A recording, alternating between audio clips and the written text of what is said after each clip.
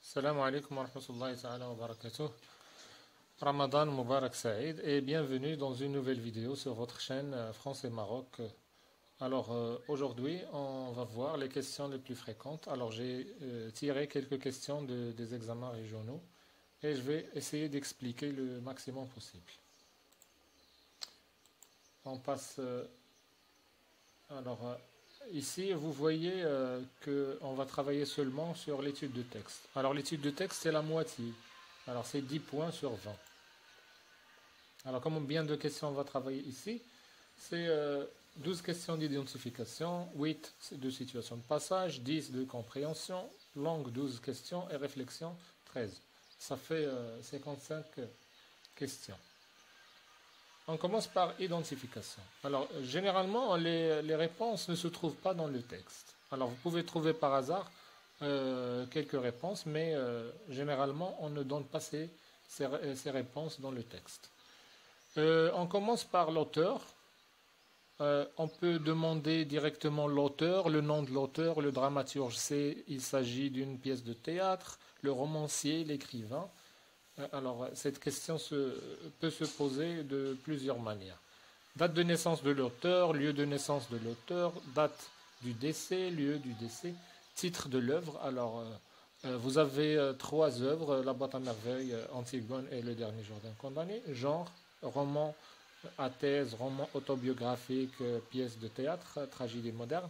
Type de texte, soit argumentatif, narratif, selon le passage que vous avez entre les mains le jour de l'examen. Une autre œuvre, il faut connaître bien sûr les autres œuvres des écrivains que vous avez au programme. Exemple, La boîte à merveilles. Ahmed Sfraoui, il a écrit d'autres œuvres, c'est par exemple La maison de servitude et d'autres œuvres. Oui, Le jardin des sortilèges. Date de publication et date d'écriture et date de représentation en ce qui concerne Antigone. Donc, on passe à l'identification. On est toujours dans l'identification, désolé. Alors, 11e question, parce que dans le tableau, on a travaillé 10 questions. Alors, c'est quoi la relation entre Créon et Antigone, Créon et Ismène, etc. Alors, selon le texte posé. Ici, Créon, c'est l'oncle d'Antigone, ou bien l'oncle maternel d'Antigone, si vous voulez être précis, plus précis. Antigone, c'est la nièce de Créon. Quels rapports familiaux unissent les personnages? Alors, cette question se pose fréquemment. Alors, vous pouvez travailler sur les relations entre les personnages. Vous pouvez voir d'autres vidéos.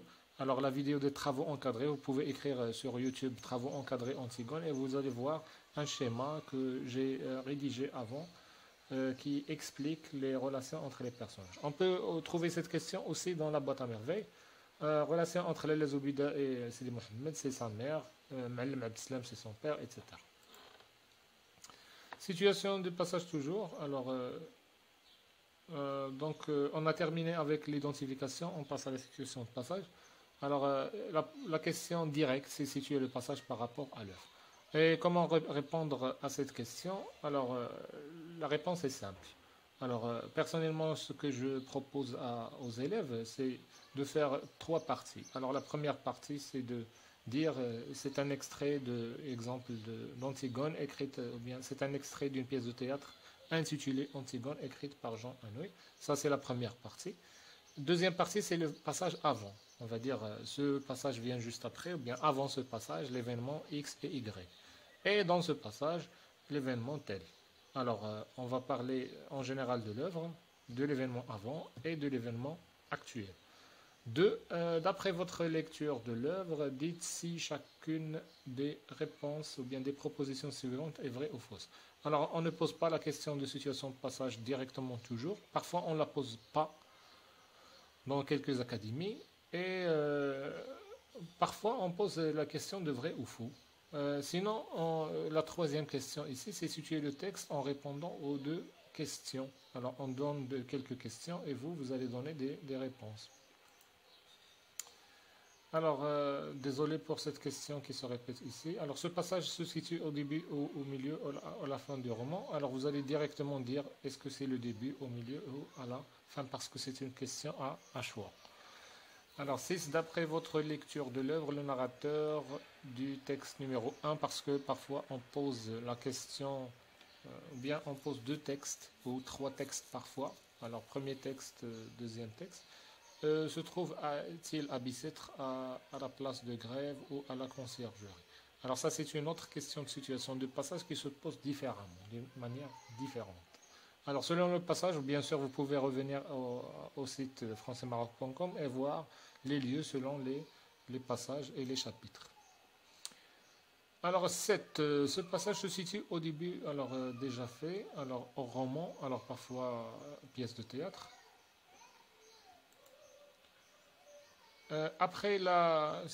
Désolé pour les erreurs, après la situation de passage, on passe à la compréhension. Alors, compréhension, les réponses, vous allez les chercher dans le texte, bien sûr. Alors, pourquoi le narrateur, pourquoi le personnage, ou pourquoi pour chercher une raison, un argument, ou pour chercher un lieu, en vous référant au texte. Alors, ça, ce sont des questions de compréhension de texte. Que remplace le pronom personnel souligné dans l'énoncé suivant? Il faut revenir à l'énoncé et au texte pour savoir de qui il s'agit. Alors, pour quelle raison? Alors, on cherche une raison. Pourquoi? Pour quelle raison? Justifier cette affirmation par un énoncé de texte. Alors, vous allez, bien sûr, quand vous allez trouver la question comme ça, justifier du texte, vous allez essayer de prendre une phrase telle qu'elle est du texte et l'écrire. Quel sentiment éprouve le narrateur, l'écrivain, le personnage tel? Il faut le tirer du texte. Alors, généralement, on pose la question de justification. Alors, dans le deuxième paragraphe, quelle est l'expression qui répond à? Et ça veut dire, vous allez tirer l'expression telle qu'elle est du texte.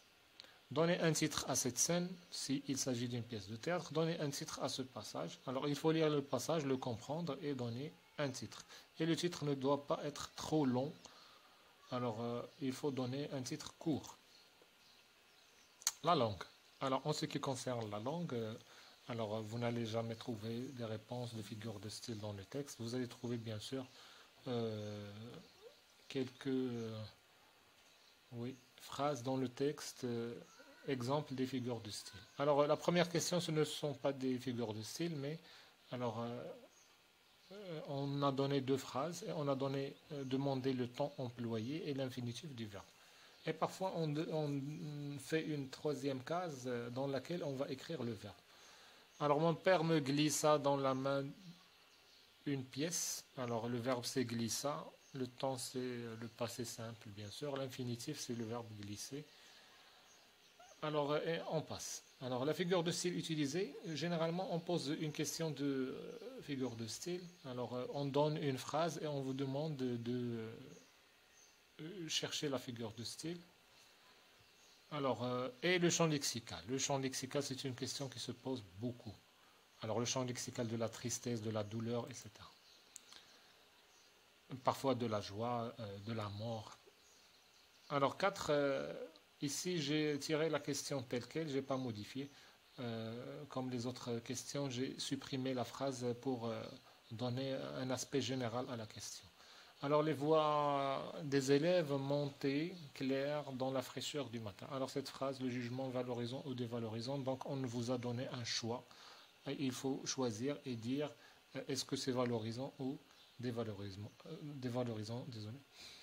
Alors, Zineb te rendra ta chaîne, affirma Rahma à l'enfant, transformer cet énoncé au discours indirect. Alors, si vous voulez une vidéo sur la question de discours direct, discours indirect, vous écrivez dans un commentaire.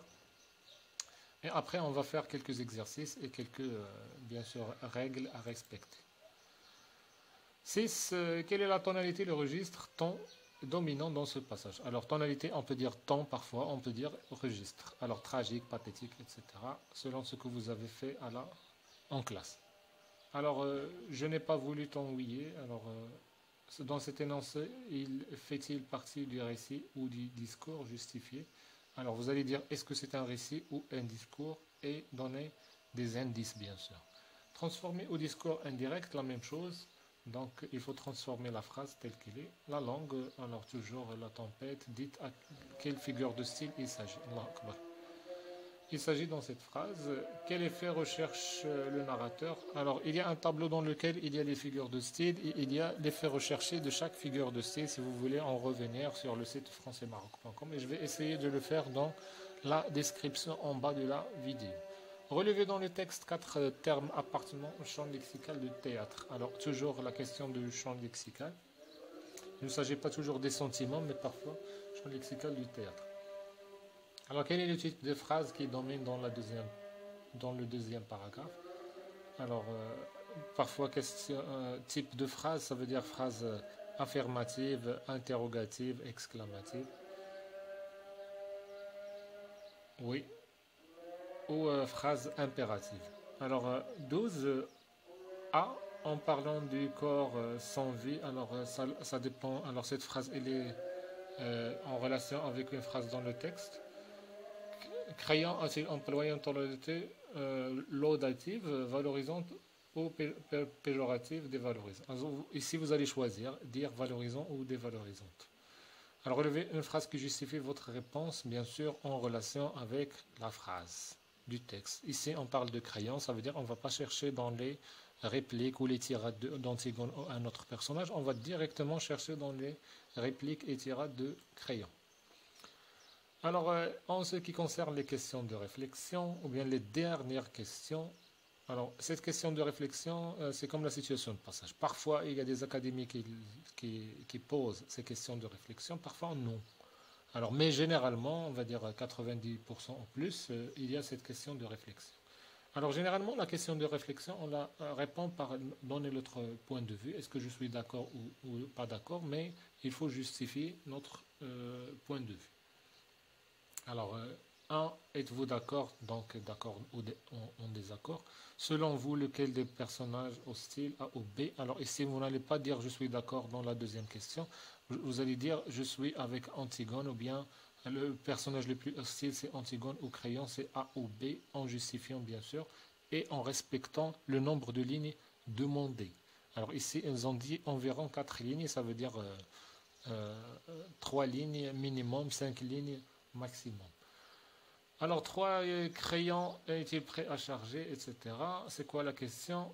Auriez-vous eu la même attitude? Alors, est-ce que vous allez faire comme lui, le même comportement? Justifiez votre réponse. Alors, vous allez dire oui ou non en donnant une justification.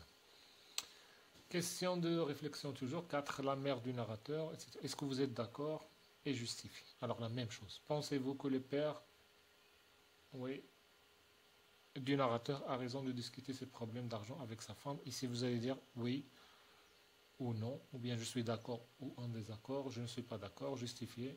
Alors, brièvement, ici vous n'allez pas faire 4 lignes, mais brièvement, 2, maximum 3 lignes. Alors, 6, Sidi Mohamed et Zineb se bagarrent avec violence. Dites en une phrase ou 2 phrases ce que vous pensez de ce comportement. Alors, vous allez dire oui, je suis pour la violence, ou bien non, je suis contre la violence parce que, et donner une justification. 7. Alors, les vêtements traditionnels ont-ils encore leur place dans le Maroc? Alors, la question de réflexion, bien sûr, vous n'allez pas trouver la réponse dans le texte. C'est votre point de vue. Il s'agit de votre réflexion et de votre justification. Pourquoi doit-on être reconnaissant envers nos enseignants? Alors, vous allez justifier, donner une raison ou 2 raisons pour justifier votre réponse. Alors, me voilà devenu un homme. Pensez-vous, comme exprimé dans cette phrase, que porter des habits neufs et élégants puisse changer un individu et lui donner plus de valeur? Justifiez votre réponse en une phrase ou 2. Alors, soit vous êtes d'accord, soit vous êtes en désaccord et donnez une justification. Alors, la violence toujours. Alors, dites brièvement pourquoi la question 11. Alors, vous pouvez faire pause, bien sûr, à la vidéo et lire les questions. Et si vous avez des questions, vous les posez dans la description. Alors, j'espère que cette vidéo vous a aidé à dépasser quelques lacunes ou bien quelques problèmes que vous affrontez lors de la rédaction d'un examen régional et que l'examen il approche. Et je vous souhaite une bonne chance à l'examen régional 2018. Et si vous voyez cette vidéo après 2018, je vous encourage et essayez de respecter le maximum possible ce que les professeurs, vos professeurs dans la vidéo, etc. disent. Merci beaucoup pour votre attention. N'oubliez pas de faire un j'aime pour nous encourager. Et on se voit dans une nouvelle...